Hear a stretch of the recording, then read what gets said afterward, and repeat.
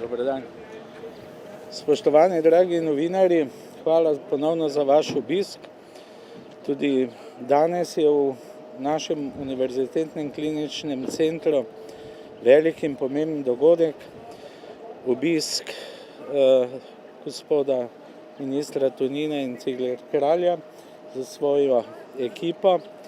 Res smo počaščeni ob teh obiskih, ker s tem se nekje dokazuje tudi pomembnost naše ustanove, dokazuje, da ljudje, kompetentni in pomembni ljudje razmišljajo o razvoju našega kliničnega centra. Imeli smo kratek sestanek, pogovorili se določene stvari, izredno podporo slutim od gospodov ministrov. Predstavili smo naš razvoj, naše probleme, naše delo na področju covida, raziskovalno in strokovno delo, dotaknili smo se tudi investicij. Povedal sem, da smo pred kratkim gostili predsednika vlade in ministra za zdravje, kjer smo onkologijo in določene projekte že dorekli in minister sedaj seznanil z našimi nadaljnjimi aktivnostmi. Ob tej priliki sem kar izkoristil priložnost, da sem gospoda ministra seznanil z dvema projektoma, ki sta tudi področje njihovih resorjev. Gospoda ministra Tonina glede enega zemljišča tu v neposredni bližini bolnišnice, katerega lastnik je MORS in je seveda v velikem interesu naše ustanove, da bi se razširili tudi na ta del bližine bolnišnice z našimi prepotrebnimi investicijami in stavbami. Gospoda Cigler Kralja pa tudi glede selitve našega pljučnega oddelka, negovalne bolnišnice. Skratka, res sem vesel, to je priznanje bolnišnici, priznanje regiji, priznanje našim potencialnim bolnikom, zato spoštovani gostje še enkrat hvala in še naprej dobrodošli v Mariboru. Hvala lepa. Dober dan, lep pozdrav vsem skupaj. Današnji obisk v UKC-ju je bil namenjen dvema točkama, če smem. Eno je podpreti UKC in jim dati priznanje za njihovo dobro delo v preteklosti in seveda iskati priložnosti, kje lahko z našim delom še pomagamo pri nadaljnjem razvoju UKC-ja. Prepričan sem, da je bil zakon o zagotavljanju sredstev za investicije v slovenskem zdravstvu, ki v prihodnjih letih namenja 2 milijardi investicijskega potenciala za slovensko zdravstvo, zgodovinsko izjemno pomemben, ki bo spravil slovenski zdravstveni sistem na višji nivo. V okviru tega zakona je namenjenih tudi 750 milijonov evrov za potrebe univerzitetnih kliničnih centrov, tako da bo zagotovo se v prihodnjih 10 letih veliko gradilo tako v Mariboru kot tudi v Ljubljani. Vsekakor nujno potrebno in stvar, ki je prišla ob pravem času. Zahvala tudi vodstvu UKC-ja, ki so vsekakor izjemno delovali v času covida z dobrimi rezultati in praktično so tukaj polovica Slovenije, ki na nek način gravitira na ta UKC, dobila primerno in pa tudi ustrezno oskrbo. Seveda pa zdaj prihaja čas po covidu, ki bo tudi zelo zahteven. Se zavedamo, da je zdravstveni sistem izčrpan, da potrebuje pomoč in podporo, tako v investicijah, kjer je bil zakon že sprejet in tukaj tudi čestitka vodstvu, da ne sedi križem rok, ampak že poganja projekte naprej, da se bo ta denar, ki je v zakonu zagotovljen, resnično začel hitro črpati, da se bodo stvari začele spreminjati, rast tako za onkološki del in še nekatere druge stvari, ki so bile danes naštete. Vsekakor pomembna stvar, da je vodstvo proaktivno in da čim hitreje poskuša tudi počrpati ta denar, ki je na razpolago.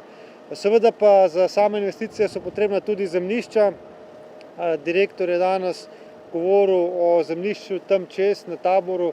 Gre za 4700 kvadratnih metrov zemljišča, ki je v lasti Ministrstva za obrambo Republike Slovenije. Doslej so že bili nekateri dogovori, da bi se to preneslo na Ministrstvo za zdravstvo, niso bili dokončani. Sam osebno sem temu naklonjen. Ni to pomembno zemljišče, strateško pomembno zemljišče za Slovensko vojsko in za Ministrstvo za obrambo. In tukaj gremo vsekakor lahko nasproti slovenskemu zdravstvenemu sistemu in bomo tudi po današnjem sestanku prenos tega zemljišča pospešili. Hvala lepa. Spoštovani, dober dan. Tudi sam bi se zahvalil direktorju in ekipi, vodstvu Univerzitetnega kliničnega centra Maribor, najprej za vse storjeno, za vso pomoč in podporo celotni mreži oskrbe starejših v tem delu Slovenije za delo med covidom.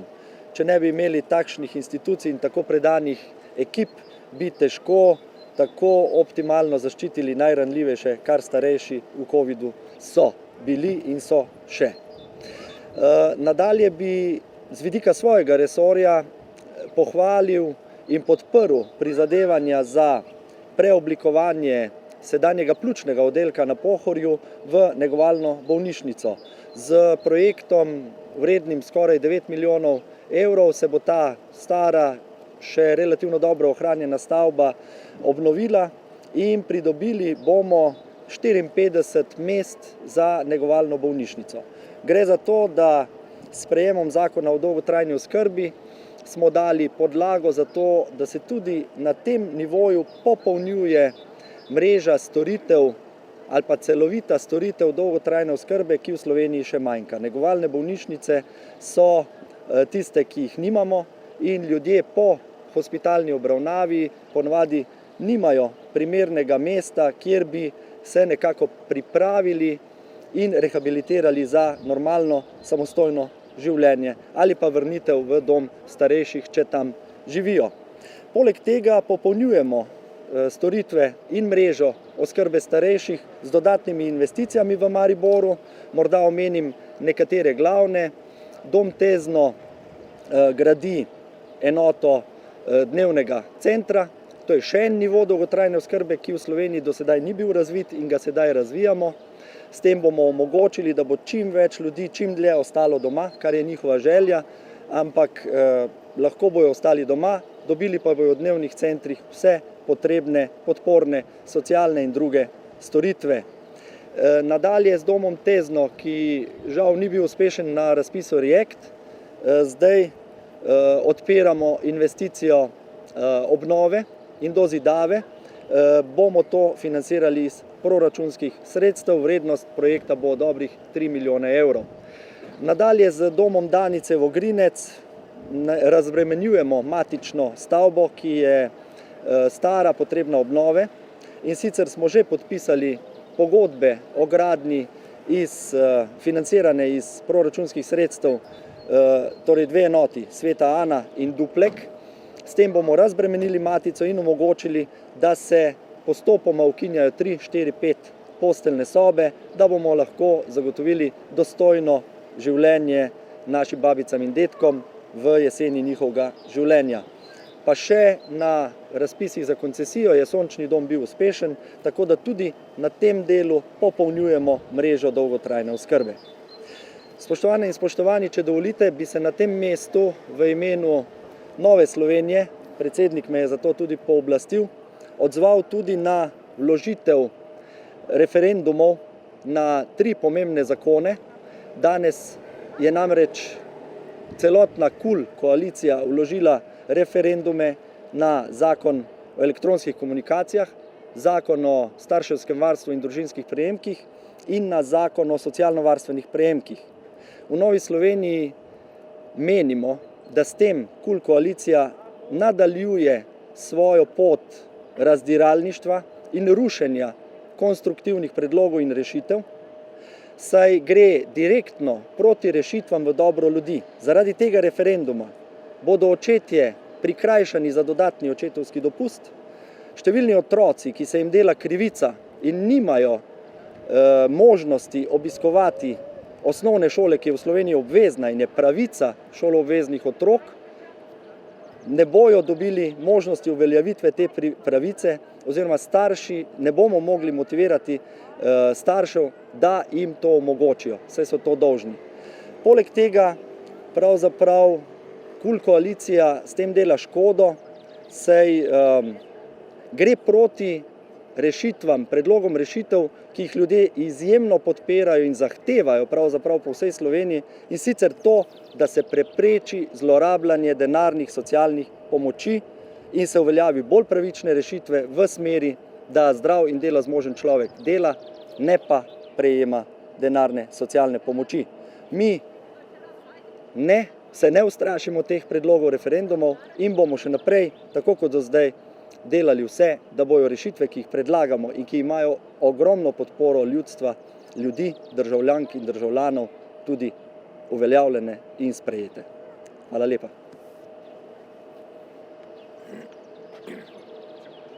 Ja, mogoče če z vami začnemo, jaz bi vprašala, rekli ste glede negovalne bolnišnice, da je vreden projekt okoli 9 milijonov evrov, vemo, da je slabih 7 milijonov v bistvu gre v tem primeru za evropska sredstva, ali je tudi zagotovljen ta preostanek, se pravi ta 2 milijona bo ministrstvo to sofinancirano, ste o tem že kaj govorili, pa morda, če vam je znano, kdaj naj bi ta projekt dokončno bil torej izveden, oziroma se začel izvajati? To je bolj vprašanje za gospoda direktorja UKC-ja, če smem. Ste danes o tem govorili? Ja.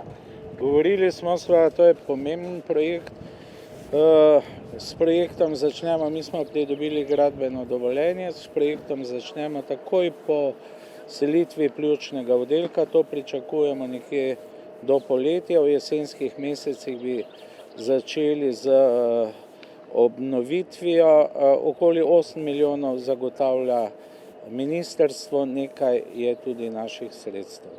Skratka, projekt je pomemben, kot je bilo rečeno, negovalna bolnišnica v slovenskem zdravstvenem prostoru, negovalne bolnišnice so pomemben segment in seveda zelo se veselimo, pridobimo 54 postelj, to za regijo je kar zajeten fond postelj in to bo neka nadgradnja tudi našega dela, tudi na segmentu negovalnih potreb naših bolnikov. Lahko mogoče še razložite, čemu točno bi bilo to ozemlje, o katerem ste govorili, ki bi ga bolnica pridobila od Ministrstva za obrambo, namenjeno, pa kako daleč so ti dogovori, oziroma ali je to zdaj možno še pred volitvami realizirati, ali so to neke predvolilne obljube? Predvolilne obljube, tega izraza se bom jaz izognil. O tem govorimo z Ministrstvom za zdravje že dalj časa, povezani smo bili tudi v razgovorih z MORS-om in ti dogovori potekajo. Precej daleč so, zadnje obvestilo, ki sem ga jaz dobil na teh sestankih, da se bosta obaje ministrstvi povezali, opravili prepis tega zemljišča in gospod minister je danes to tudi podprl, kar me zelo veseli. Umestitev, ravno sem razlagal pred časom, to je zelo dinamičen proces. Mi za 5 naših velikih stvari, ki potekajo oziroma so tik pred začetkom izvedbe v naši bolnišnici, je izdelan plan. Želja, potreb je več, se pa sproti prilagajamo glede na trenutno situacijo. Tisti, ki najbolj potrebujejo neke stvari, so prvi na vrsti. Mi moramo vedeti, pred nami je od obnove nevrološkega oddelka, novo oddelek za patologijo je treba postaviti, naša fizikalna medicina, rehabilitacija potrebuje nove prostore. Skratka, idej oziroma želja je veliko, na nas je, da izdelamo prioritete in se teh prioritet tudi držimo. Brez skrbi, ta prostor, ki bomo ga seveda tudi z veliko hvaležnostjo sprejeli, bo zelo, zelo dobro izkoriščen. Pa morda še, če je danes tekla beseda tudi o helikopterski nujni medicinski pomoči, to vemo, da vojska sodeluje, ali se tukaj že nakazuje kakšna rešitev za Maribor, ne vem, koliko vam je znano, v kakšnih pogojih v bistvu to tukaj pristaja, helioport, se špljače se obljubljajo, tudi v bistvu, da bi mogoče HNMP deloval po 17. uri tudi v Mariboru, takšne stvari. Ste na to temo kaj razmišljali, tudi pomoči Mariboru? To je vprašanje za Ministrstvo za zdravje. Nujna medicinska pomoč je stvar zdravstvenega sistema. Tako kot imate rešilce na cesti, imate helikopterje v zraku in Ki so vojaški? v tem trenutku so vojaški, ja, in mi smo tukaj, bi rekel, podizvajalci. Ko bo Ministrstvo za zdravje odločilo, da se bo ta helikopterska nujna medicinska pomoč delala drugače, se bo delala drugače. Ker tukaj nastaja vtis, kot da vojska to želi početi, vojska je s tem zelo obremenjena in bi z veseljem helikoptersko nujno medicinsko pomoč tudi komorkoli drugemu predala, bi pa še naprej upravljala gorsko reševanje, pa gašenje požarov in seveda druge vojaške naloge. Tako da mi tukaj upravljamo to namesto zdravstva, ker nima izgrajenih zmogljivosti, bomo pa z veseljem podprli vse druge oblike, ki jih bo zdravstvo predlagalo.